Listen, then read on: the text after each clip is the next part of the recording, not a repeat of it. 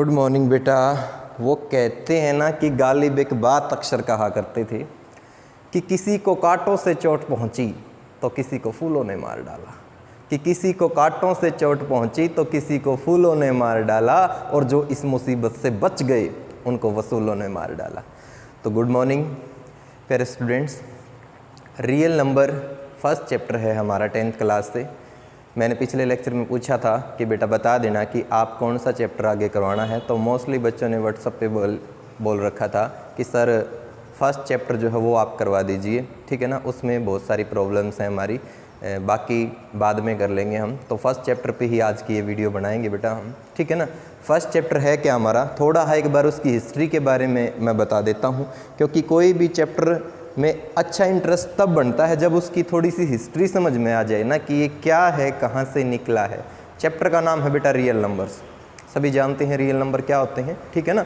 क्या होती है रियल नंबर की definition? It is a collection of all rational and irrational number, जो कि आपने 9th क्लास में बहुत अच्छे से पढ़ ली है, ठीक है ना। रियल नंबर से पहले आपने इंटीजर्स पढ़ा, उसके पहले आपने होल नंबर पढ़ा, फिर आपने जो है नेचुरल नंबर, ये सारे के सारे आपने 9th क्लास में पढ़ लिया है वही 9th क्लास वाला ही, बस थोड़ा सा एक्स्ट्रा ऐड हो गया है, ठीक है ना। इसलिए मैं बोलता हूँ कि कभी भी किसी की भी क्लास को छोटा मत समझा करो, ठीक है ना। ये मत समझा करो ये 9th क्लास है, बोर्ड की नहीं है, मतलब इतनी इंपॉर्टेंट नहीं है। अरे बुक्स सारी की सारी हैं। कल को जब आप फाइनल कंपटीशन लेवल का एग्जाम दोगे ना बेटा, तो वहाँ से ये नहीं होगा कि बोर्ड की क्लास में से ही क्वेश्चन आते हैं, वहाँ सभी में से क्वेश्चन आते हैं, तो इसलिए सारी बुक करके चलें।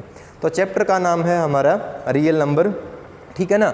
अब रियल नंबर में सबसे पहला जो टॉपिक है ना वो है यूक्लिड डिवीजन लेमा, ठीक है ना। यूक्लिड डिवीजन लेमा या फिर एल्गोरिथम, ठीक है। अब लेमा होता क्या है, मैं लेमा के बारे में थोड़ा सा बता दूं। लेमा अपने आप में ही एक प्रूफ रिजल्ट होता है जो कि किसी प्रॉब्लम को सोल्व करने के लिए यूज किया जाता है, ठीक है ना। मान के चलते हैं कि ये प्रूफ है, इसका कोई प्रूफ नहीं होता, थ्योरम्स अलग बात है, लेमा अलग बात है, ठीक है ना। तो यूक्लिड डिवीजन लेमा, ठीक है ना। तो सबसे पहले हमने इसी की डेफिनेशन को याद करना है कि क्या है यूक्लिड डिवीजन लेमा। लेमा के बारे में मैंने आपको बता दिया है। यूक्लिड डिवीजन एल्गोरिथम्स भी आप इसको बोल सकते हैं कि given positive integer A and B, हमारे पास दो पॉजिटिव इंटीजर हैं, ए है और एक क्या है, बी है। There exist unique integer Q and R, यहाँ पर दो यूनिक इंटीजर यूज होंगे, क्यू और आर निकल के आएंगे ये। सेटिस्फाई, जो कि इसको क्या करेंगे, सेटिस्फाई करेंगे। A is equal to B Q plus R, और जो R है ना, R हमारा क्या होगा, वो या तो 0 होगा या 0 से बड़ा। इस सिंबल को ध्यान से समझना, R या तो 0 के बराबर, ये भले ही इक्वल का हमारे पास ये सिंबल होता है, लेकिन इसमें से ये सिंबल होता है ना इक्वल का, लेकिन इसमें से अगर एक नीचे वाला भी है ना तो इसका मतलब क्या है, इक्वल तो है ये। तो R या तो 0 के इक्वल होगा या फिर 0 से बड़ा होगा, और यहाँ पर R क्या होगा, B से छोटा होगा। B क्या है, यूक्लिड डिवीजन लेमा में, क्योंकि A और B दो नंबर थे ना हमारे पास, तो R और B में क्या रिलेशन होगा, R 0 से बड़ा या बराबर, और छोटा किससे होगा, हमेशा ही B से होगा, ठीक है ना। और इसको हम यूं भी लिख सकते हैं, P X is equal to G X multiply Q X plus में आर एक्स। ये मैंने इसलिए लिखा है बच्चों क्योंकि आपको समझ में आ गया होगा कि ये तो कुछ देखा देखा सा लग रहा है, और वो देखा देखा सा आपको 9th क्लास में आपने पढ़ा था, जिसको आपने डिवीजन थ्योरम कहा था कि P X is equal to G X plus में क्या होता है, क्यू एक्स। जहाँ पर पी एक्स क्या होता है, अगर आपको ध्यान हो तो डिविडेंट होता है। क्या होता है, डिविडेंट होता है, डिविडेंट होता है ना पी एक्स, ठीक है। और जी एक्स क्या होता है, डिवाइजर होता है। क्या होता है, डिवाइजर होता है। और क्यू एक्स क्या होता है, कोशेंट होता है। क्या होता है, कोशेंट। और प्लस में आर एक्स क्या होता है बच्चों, ये होता है रिमाइंडर। क्या होता है, रिमाइंडर। और ध्यान दो 9th क्लास में आपने पढ़ा था कि degree of remainder is less than degree of divisor. तो सेम वही काम है, R क्या है, रिमाइंडर है, और B क्या है हमारे पास, डिवाइजर है। तो R हमेशा ही क्या होगा, B से छोटा होगा। बस ये नया ध्यान रखना है कि 0 भी हो सकता है और 0 से बड़ा होगा, ठीक है ना। तो समझ में आ गई ना ये डेफिनेशन, क्या है यूक्लिड डिवीजन लेमा, ये भी आपने याद रखनी है डेफिनेशन। पहले एक बार रूल्स अच्छे से समझ लिया करो, कोई भी चैप्टर आप करो, जब प्रॉपर्टी सारी की सारी समझ में आ जाती है ना बेटा, तो एक्सरसाइज में आप 60 से 70% पे कब्जा कर लेते हैं, आपको अच्छे से समझ में आ जाता है। बच्चों की प्रॉब्लम क्या आती है, डायरेक्ट एक्सरसाइज पे आते हैं कि सर पता नहीं क्या समझाने लगे, क्वेश्चन नहीं करवा रहे। बेटा क्वेश्चन भी करेंगे हम सोल्व, क्योंकि जब तक आपको मैथ की नॉलेज नहीं होगी ना तब तक क्वेश्चन मत सोल्व किया करो। वो तो न्यूमेरिकल है, कोई भी आसानी से सोल्व कर लेगा, आप हेल्प बुक में से भी सोल्व कर लोगे। प्रोसीजर मेन क्या होता है, जो प्रॉपर्टी होती है उन पे ध्यान देना होता है। नेक्स्ट क्या है, टू ऑब्टेन HCF। अच्छा, जो फर्स्ट एक्सरसाइज है ना 1.1, सबसे ज़्यादा हम इसी पे काम करेंगे, किस पे, HCF पे। HCF क्या होता है, हाईएस्ट कॉमन फैक्टर, ठीक है ना। जैसे LCM और HCF की फुल फॉर्म हमने पहले ही याद कर रखी है। तो highest common factor of two positive integer, और उन पॉजिटिव इंटीजर को हमने कह दिया से C एंड D। और कंडीशन क्या होगी कि C जो है यहाँ ग्रेटर होगा किससे, D से। जरूरी नहीं है कि पहले C दे रखा तो C ही ग्रेटर और D भी हो सकता है, ठीक है, लेकिन हमने यूँ मान के चले कि C जो है यहाँ पर क्या है, ग्रेटर है किससे, D से। तो फॉलोज दिस स्टेप, सेम उसी पे बेस्ड है ये, कंफ्यूज मत होना कि अलग है। हालांकि इसने पॉइंट 2 में आपने नोट करना है फिर नोटबुक में। तो क्या करना आपने, apply UDL Euclid division lemma to C and D, so we are find whole number Q and R, ठीक है ना। जहां पर हमने क्या लिख रखा है, इंटीजर लिख रखे हैं, और कौन से इंटीजर होंगे, पॉजिटिव, यानी कि 0 तो होगा उसमें, ठीक है। तो क्या होगा, Q एंड R, ये दोनों के दोनों हम प्राप्त करेंगे। और जब ये प्राप्त करेंगे तो हम उसको इस फॉर्म में लिख देंगे कि C इज इक्वल टू क्या हो जाएगा, DQ प्लस में R हो जाएगा। ध्यान दो, R फिर से आ गया हमारे पास। R क्या है, रिमाइंडर। क्या है R, 0 के बराबर या 0 से बड़ा। छोटा किससे होगा, B से। D से छोटा होगा, लेकिन यहाँ पर मैं B इसलिए बोल दिया था मैंने क्योंकि यहाँ हमने B लिया था। कंफ्यूज नहीं होना है, B और D एक ही बात है। समझ में आई बात। सबसे पहले हमने क्या करना है, जब हम HCF निकालें तो यूक्लिड डिवीजन लेमा का हमने फर्स्ट स्टेप यही है कि ये यूज करके देखना है। नेक्स्ट स्टेप क्या है, इफ R इज 0, अगर R 0 आ जाता है डिवाइड करने पर, अगर R क्या आ जाता है, 0 आ जाता है डिवाइड करने पर, तो then D is the HCF of C and D। तो जब D जो है क्या होगा, D जो है HCF हो जाएगा किसका, C और D का। प्यारे विद्यार्थियों कंफ्यूज मत होना, यूं मान के चलो 8 और 4, मैं सिंपल एग्जांपल लूंगा स्टार्टिंग में कि 8 और 4 मेरे पास 2 नंबर हैं। मैंने C और D की वैल्यू ले ली 8 और 4, जिनमें से बड़ा क्या है, C है जो कि 8 है, ठीक है। मैंने क्या करना है, 8 को 4 से डिवाइड किया। मैंने क्या किया, 8 को 4 से डिवाइड किया, कितना आ गया, ये आ गया मेरे पास 0। तो इसने कहा है if R is 0, if remainder is 0, तो then D is the HCF of C and D। तो इसका मतलब जो ये हमारे पास D था ना, ये HCF आ गया। किसका HCF आ गया मेरे लाडलो, HCF आ गया 8 और 4 का, कितना, 4 आ गया, ठीक है। If R is non 0, if R is not 0, apply the division lemma to D and R। तो यूक्लिड डिवीजन लेमा अब हमने किस पे अप्लाई करना है, अगर मान लिया R 0 नहीं आता है तो यूक्लिड डिवीजन लेमा D और R पे अप्लाई करना है। C और D पे तो कर लिया, आगे किस पे होगा, D और R पे होगा। और continue the process till remainder is 0, और इस प्रोसेस को हमने तब तक यूज करना है जब तक हमारा रिमाइंडर 0 नहीं बन जाता। तो the divisor at this stage will be required HCF, और जब तक हमारा 0 नहीं बनता तब तक तो हमने अप्लाई करना है। और जैसे ही हमारा 0 बन जाता है तो उस केस में जो डिवाइजर होगा ना वो HCF होगा। कंफ्यूज मत होना, डिवाइजर क्या है, डिवाइजर यही है जो स्टार्टिंग में B था, जो स्टार्टिंग में यहाँ पर क्या था, D था, ठीक है। तो ये है मेरे बच्चों जो कि आपने मेन पॉइंट्स कह लें आप इस एक्सरसाइज के, जो कि आपने अच्छे से याद रखने हैं। एक्सरसाइज करने से पहले इनको आप जरूर नोट कर लेना, इनको माइंड में जरूर सेट कर लेना, फिर आपने एक्सरसाइज करनी है। हालांकि अभी क्वेश्चन करेंगे इसके ऊपर हम, फिर भी मैं बार बार कहता हूं कि मैं जरा सी कोई भी चैप्टर में स्टार्ट करवाता हूं ना, तो उसकी थ्योरी जरूर बताता हूं कि वो कहां से आया है, क्या निकल के आया है, ठीक है ना, कि एग्जामिनर उसमें आपको क्या समझाने की कोशिश कर रहा है। मैं एक एक बात आपको बताता हूँ, ठीक है। अब बात आई है, आपके पास 2 वर्ड आए हैं, कौन से, Euclid division lemma and algorithm. अब ये एल्गोरिथम वर्ड है क्या, लेमा वर्ड है क्या, अभी मैंने बताया अपने आप में ही क्या होता है, एक प्रोसीजर होता है जो सिद्ध होता है और जो है किसी भी प्रॉब्लम को सोल्व करने के लिए यूज किया जाता है, उसको हम एल्गोरिथम बोलते हैं। वर्ड एल्गोरिथम आया कहाँ से, किसने दिया वर्ड एल्गोरिथम, ठीक है ना। वर्ड एल्गोरिथम जो है आया कहाँ से, किसने दिया, ये दिया है मेरे बच्चों मोहम्मद इब्न मूसा अल ख्वारिज़मी, अल ख्वारिज़मी। ठीक है, यूँ मत समझना कि 4 आदमी हैं, आदमी एक ही है, नाम बड़ा है, मोहम्मद इब्न मूसा अल ख्वारिज़मी। ठीक है ना, कई बार मैं भी अपने आप को जब कहीं पर जाता हूँ ना तो बोल देता हूँ कि धर्मवीर सिंह बदाल, तो साइड में यही पूछते हैं कि सर सिंह बदाल कौन से हैं, मैं कहता हूँ तीनों मैं ही हूँ। ठीक है ना, तो सेम वही बात है, यूँ मत समझना कि 4 आदमी हैं, आदमी एक ही है, बस नाम बड़ा है, मोहम्मद इब्न मूसा अल ख्वारिज़मी। ठीक है ना मेरे लाडलो, जो वर्ड एल्गोरिथम था किसने दिया था? मोहम्मद इब्न मूसा अल ख्वारिज़मी ने दिया था। कौन सी बुक में दिया था? इसकी एक बुक थी अलजबर। क्या थी बुक? अलजबर। उसमें जो है इसने इसका जिक्र किया था कि यूक्लिड डिवीज़न एल्गोरिथम होता क्या है। ठीक है ना, मोहम्मद इब्न मूसा अल ख्वारिज़मी का बर्थ कब हुआ? ये हुआ मेरे लाडलो, अगर मैं इसके बर्थ की मैं बात करता हूँ तो बर्थ हुआ है इसका 780 से लेकर 850 और एडी में। किस में हुआ है? एडी।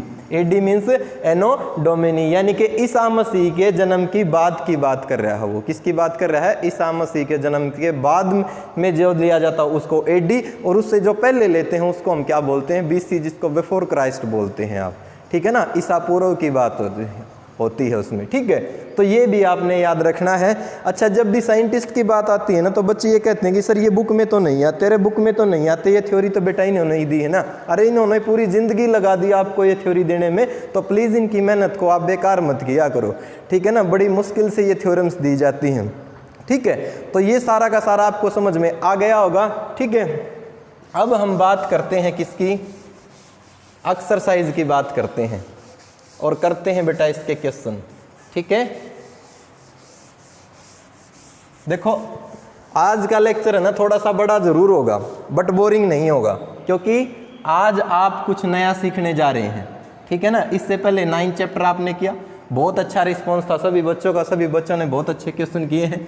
1-2 क्वेश्चन में मेरे से कैलकुलेशन में मिस्टेक हुई है, बच्चों ने कमेंट करके भी कहा कि सर आपका आंसर थोड़ा गलत आया है। कोई बात नहीं बेटा, कैलकुलेशन में मिस्टेक हो जाती है और मेथड ठीक होना चाहिए, क्योंकि एग्जाम में जब भी आप क्वेश्चन सोल्व करते हो ना तो वहाँ आपका ये नहीं देखा जाता कि आंसर क्या है क्या नहीं। अगर मेथड आपका ठीक है ना तो पूरे मार्क्स मिलते हैं, तो इस बात से तो घबराना है। तो फर्स्ट क्वेश्चन है, इसने कहा कि फाइंड एचसीएफ, और इसके क्वेश्चन नंबर फर्स्ट में बेटा 3 पार्ट दे रखे होंगे। ठीक है ना, क्वेश्चन नंबर फर्स्ट जो है उसके 3 पार्ट दे रखे होंगे। फर्स्ट की मुझे स्टेटमेंट ध्यान है, फर्स्ट पार्ट की, वही मैं करवा देता हूँ, बाकी 2 आपने खुद सोल्व करके देखने हैं। इसने नंबर दिया होगा यहाँ पर 225 एंड 135। मैं एक बार कन्फर्म कर लूँ, कदे और कॉन्फिडेंस हो जाए। नहीं, यही है, आगे पीछे दे रखे हैं बस। 135 और 225, इनका हमने क्या निकालना है? एचसीएफ निकालना है। यूक्लिड डिवीजन लेमा का यूज करेंगे, वहाँ पर 2 नंबर थे ए और बी। ठीक है ना, उनके ऊपर हमने अप्लाई करना था। ठीक है, तो यहाँ पर भी ए आप इसको कह लें, बी इसको कह लें, और ए क्या है? ग्रेटर देन है किससे? बी से। तो कुल मिला के क्या हो गया कि 225 जो है बड़ा है किससे? 135 से। ठीक है, तो इसका मतलब वही तो कंडीशन हमने पढ़ी थी, ए और बी 2 नंबर थे, ए क्या था? ग्रेटर देन था बी से। तो 225 को हम किससे डिवाइड करेंगे मेरे लाडलो? इसको डिवाइड करेंगे किससे? 135 से। ठीक है, तो 135 से डिवाइड किया तो ये गया है भाई 135 पे ही। ठीक है ना, 1 पे ही गया है। 0 आ गया, 12 माइनस में 3 कितना आ गया? 9। रिमाइंडर 0 नहीं आता है ना, तब तक हमने प्रोसीजर को आगे बढ़ाते जाना है। क्या करना है? प्रोसीजर को आगे बढ़ाते जाना है। ठीक है, अब हमने क्या करना है? जो हमारे पास रिमाइंडर था वो तो हो जाएगा डिवाइजर, और जो डिवाइजर था वो हो जाएगा डिविडेंड। इस बात का भी आपने ध्यान रखना है। जो रिमाइंडर था वो तो क्या हो गया? डिवाइजर, और जो डिवाइजर था वो क्या हो गया? डिविडेंड हो गया। अब भी किस पे जा रहा है? ये 1 पे जा रहा है, तो 1 पे जा रहा है तो कोई दिक्कत नहीं है। कितना हो गया? 5, और यहाँ रह गया 4। ठीक है, फिर रिमाइंडर 0 नहीं आया तो apply this process till when reminder is 0, कि हमने तब तक अप्लाई करना है जब तक रिमाइंडर 0 ना बन जाए। ठीक है, तो अब फिर से रिमाइंडर तो डिवाइजर, और जो डिवाइजर था वो डिविडेंड। ये 2 पे चला गया भाई, 2 पे चला गया तो रिमाइंडर क्या आ गया? 0 आ गया। ठीक है ना, रिमाइंडर 0 आ गया। किससे डिवाइड करने पर 0 आया है? 45 को डिवाइड करने से क्या है? 0 आया है। ठीक है ना, तो कुल मिला के जो एचसीएफ है, एचसीएफ कितना आ गया? एचसीएफ आ गया हमारे पास कितना? 45। और किसका एचसीएफ आया है? ये एचसीएफ आया है मेरे लाडलो किसका? 225 और 135। इसका कितना आया है? 45 आया है। ठीक है ना। अब माइंड में क्वेश्चन ये उठ रहा होगा कि सर स्टार्ट तो यहाँ किया था, खत्म यहाँ पे हुआ, तो इसका HCF कैसे हुआ, इस बात का भी आप ध्यान रखना। आप इन दोनों का HCF कह दें, या फिर आप इसको HCF कह सकते हैं किसका, 90 और 135 का, 45 ही होगा, या आप इसको HCF कह दें किसका, 45 और 90, ठीक है ना। सभी का क्या है, 45 ही है, तो इसमें आपने कंफ्यूज नहीं होना है, ठीक है ना। सारे ही एक दूसरे के क्या है, इक्वल है, ठीक है। तो इस तरीके से करना है बच्चों आपने, कौन सा, पार्ट नंबर फर्स्ट, ठीक है। बिल्कुल इजी मेथड है, डिफिकल्ट नहीं है, आपने डिवाइड करते जाना है और हो जाएगा ये, ठीक है ना। और ये वही है A = BQ प्लस में R।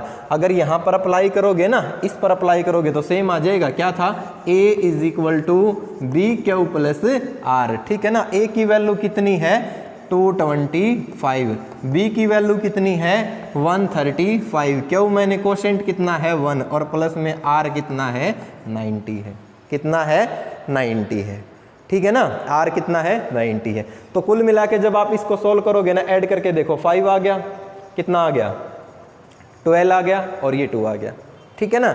सेम यहाँ पर भी अप्लाई करके देखोगे ना, यही आएगा कि 135 = 90 × 1, और प्लस में रिमाइंडर कितना है, 45 है। इस पे अप्लाई करके देखोगे तो भी 90 = 45 × 2 प्लस में 0, रिमाइंडर कितना आ गया, 0। तो HCF कितना हो गया, डिवाइजर हो गया। यही तो पढ़ा था हमने वर्किंग रूल में, यही पढ़ा था ना वर्किंग रूल में, कि जहां पर रिमाइंडर 0 हो जाए वहां पर जो डिवाइजर जो है वो क्या हो जाएगा, क्या हो जाएगा, डिवाइजर HCF हो जाएगा, ठीक है। तो उम्मीद करता हूँ बेटा फर्स्ट क्वेश्चन आपको अच्छे से समझ में आ गया होगा, ठीक है। फिर भी ना समझ में आए तो आप दोबारा भी पूछ सकते हैं। इसका सेकंड और थर्ड पार्ट आपने खुद करके देखना है, ठीक है। अब देखिए question number second, question number second देखिए,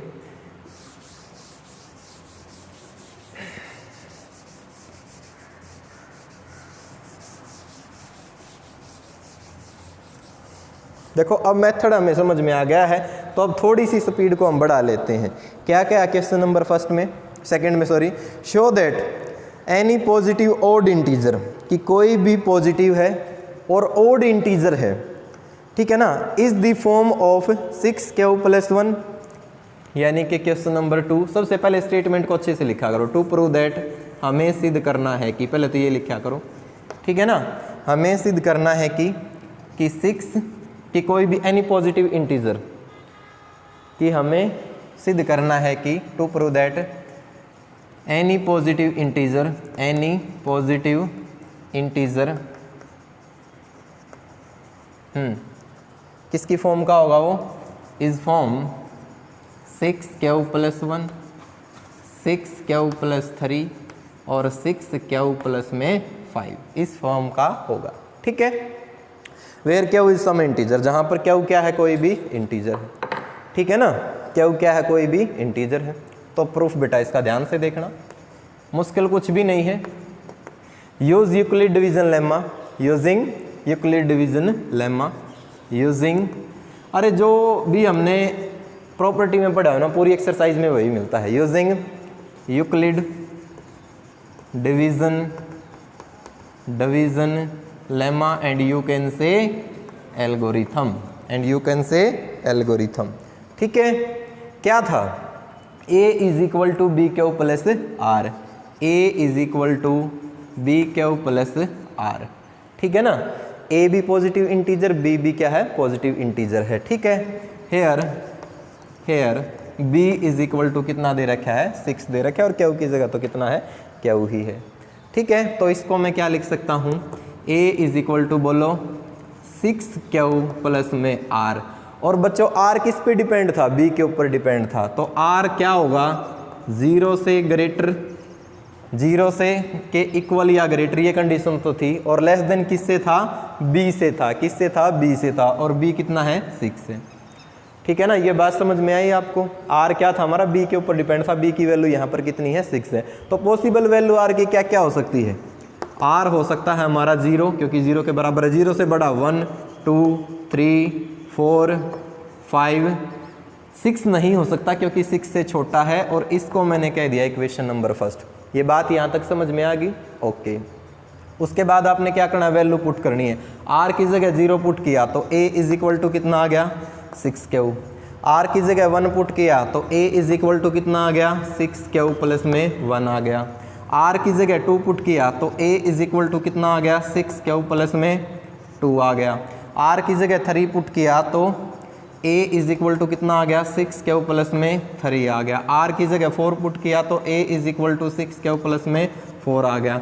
और आर की जगह आपने 5 पुट किया तो ये आ गया A is equal to 6Q plus में 5। ये हमारे पास लास्ट वैल्यू आ गई।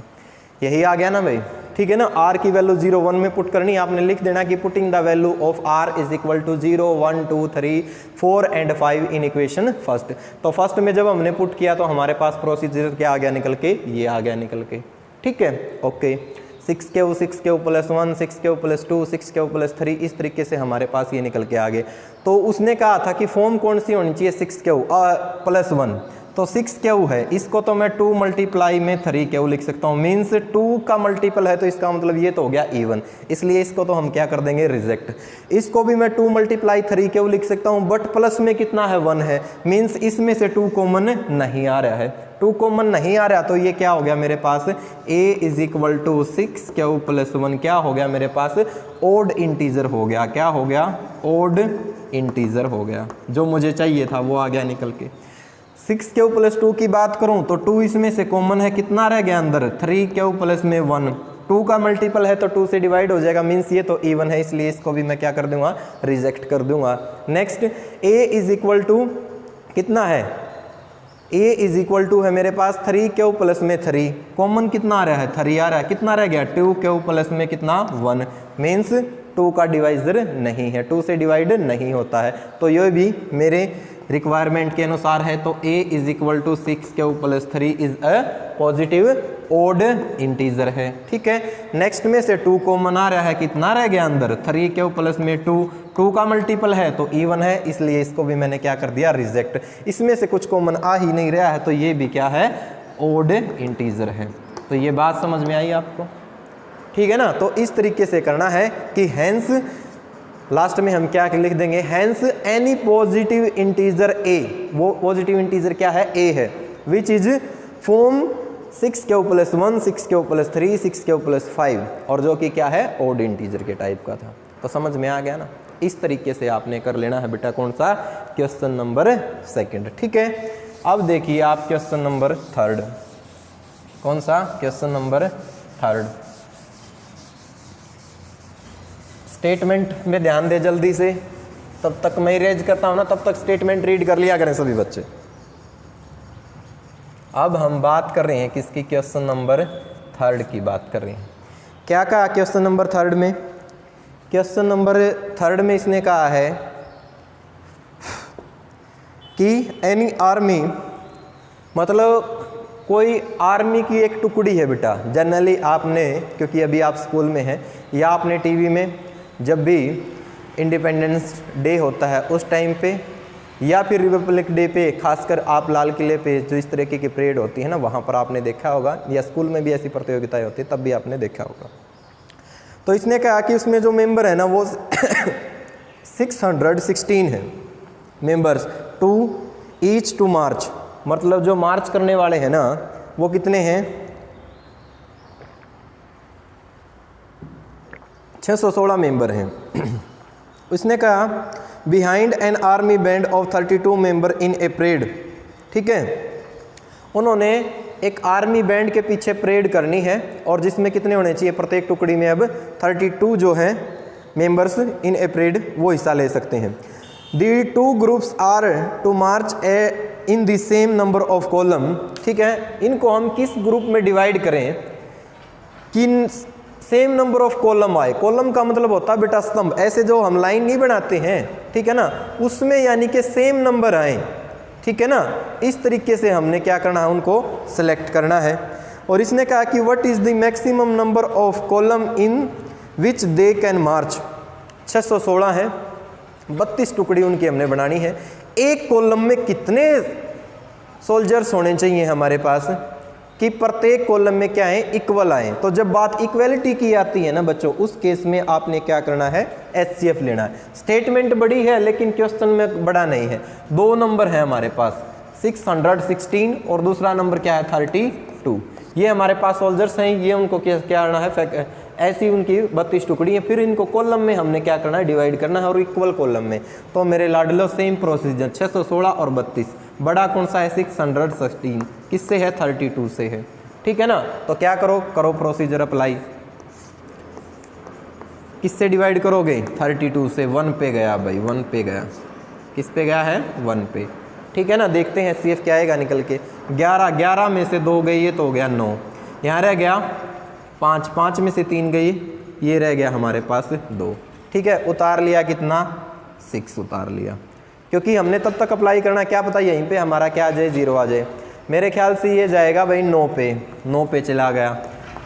9 दूनी 18, 1 9 3 27 और 1 कितना हो गया 28 हो गया। कितना रह गया 16 में से 8 गए 8, ठीक है ना। 16 में से 8 गए 8, यहाँ तो 0 ही रह गया, कोई दिक्कत नहीं। तो रिमाइंडर हमारे पास क्या आ गया 8, लेकिन 0 नहीं आया। 0 नहीं आया तो कोई बात नहीं है, जो रिमाइंडर है वो तो डिवाइजर और जो डिवाइजर है वो डिविडेंड। 8 चौके 32, कितना आ गया 0, ठीक है ना। किससे डिवाइड करने पाया 8 से, तो HCF कितना आ गया इसका, HCF कितना आ गया। तो मैक्सिमम नंबर ऑफ जो सोल्जर्स होंगे ना इन अ कॉलम वो कितने होंगे 8 होंगे, कितने होंगे 8 होंगे। तो इस तरीके से आपने कर लेना है, कर लेंगे ना, ठीक है। तो ये था बच्चों कौन सा है क्वेश्चन नंबर 3। अब मैं जो है इसका क्वेश्चन नंबर 4 और करवा देता हूँ, 5 फिर आप खुद करके देख लेना बेटा। क्वेश्चन नंबर 4 मैं करवा देता हूँ, 5 आपने खुद करके देख लेना। नहीं हो तो कोई दिक्कत नहीं है, अगले लेक्चर में करवा देंगे। आप कमेंट बॉक्स में ज़रूर लिखा करो कि आपको लेक्चर कैसा लगा, ठीक है ना। Question number 4, use Euclid division lemma to show that the square of any positive integer is the form of 3m और 3m + 1। लेकिन अब की बार हमने क्या करना है, स्क्वायर करना है और फिर देखना है इस फॉर्म का होगा या नहीं होगा, इस फॉर्म का होगा या नहीं होगा, ठीक है। तो हमने क्या किया, लेट किया, वही let a b any positive integer. A कोई भी क्या मान लिया, पॉजिटिव इंटीजर मान लिया, ठीक है। सेम वही फॉर्मूला, A = BQ प्लस में R, A = BQ प्लस में R। B कितना है मेरे लाडलो, B की वैल्यू कितनी है, B है मेरे पास कितना 3 है, तो 3Q प्लस में R। R क्या होगा, R 0 से बड़ा या बराबर और छोटा किससे होगा 3 से होगा। पॉसिबल वैल्यू R की क्या क्या होगी, 0 होगी, 1 होगी और 2 होगी। क्या क्या होगी, 0 होगी, 1 होगी, 2 होगी। A = अगर 0 पुट किया तो कितना हो गया 3Q हो गया, ठीक है ना। उसने कहा था उसका स्केयर करो दोनों तरफ, A² और ये कितना हो गया 3Q का होल स्केयर मीन्स 9Q²। क्या मैं इसको 3 × 3Q² लिख सकता हूँ, क्या लिख सकता हूँ 3 × 3Q²। मैंने m के रूप में लिखना, इसको मैंने क्या कह दिया बच्चों m कह दिया। तो पॉजिटिव इंटीजर और उसका स्केयर किया तो वो किसके टाइप का आ गया 3m टाइप का आ गया। तो ये तो हो गया मेरा प्रूफ, ठीक है। यहाँ तक समझ में आ गया ना, कंफ्यूज नहीं होना है कुछ भी, आपने जो दे रखा है उसके अनुसार चलते रहिए। उसके बाद करोगे क्या, उसके बाद आप करोगे R की वैल्यू 1, तो A = 3Q प्लस में 1, A = 3Q प्लस में 1। स्केयरिंग करो दोनों तरफ, A² और कितना हो गया 3Q प्लस 1 का होल स्केयर। स्केयर खोलो भाई, A² तो ये तो हो गया 3Q का स्केयर, B² 1 का स्केयर प्लस 2AB ये हो गया भाई 6Q।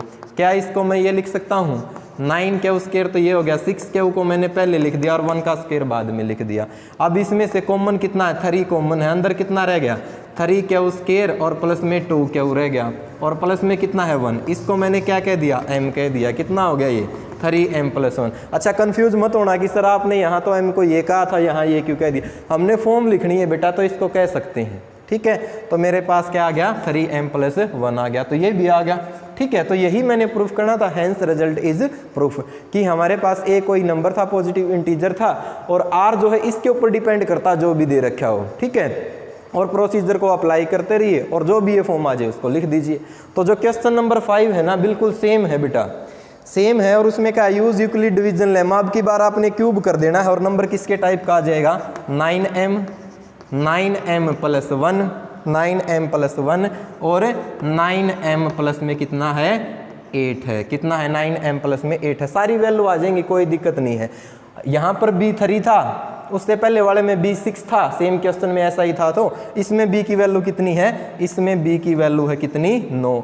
A = क्या हो जाएगा 9Q और प्लस में कितना हो जाएगा R। R की वैल्यू क्या हो जाएगी, R की वैल्यू हो जाएगी 0 के बराबर या 0 से बड़ा, सॉरी गलत लिख दिया, 0 के बराबर या 0 से बड़ा R और छोटा किससे होगा 9 से होगा। ठीक है, तो R की वैल्यू 0 से लेकर 8 तक हो जाएगी। पुट करके देख लेना, क्यूब कर देना, पहली 3 जो टर्म होना उन्हीं का क्यूब कर देना, सेम रिजल्ट आ जाएगा। सोल्व आपने खुद कर देना है क्योंकि सारे क्वेश्चन मैंने सोल्व करवा दिए। एक आध प्रॉब्लम छोटी मोटी आपने भी हिंट मैंने दे ही दिया है। तो बच्चों आज के लेक्चर में बस इतना ही करना। आपने अगर वीडियो पसंद आती है तो लाइक कीजिए, ठीक है, शेयर कीजिए और हमारे चैनल को सब्सक्राइब जरूर कीजिए। चैनल क्या है हमारा DSB मैथमेटिक्स, DSB मैथमेटिक्स के नाम से हमारा क्या है चैनल है। तो चैनल को भी सब्सक्राइब करें आप। वीडियो पसंद आती है तो उसको लाइक करें। तो मिलते हैं बेटा एक नए लेक्चर में, तब तक के लिए सभी को जय हिंद।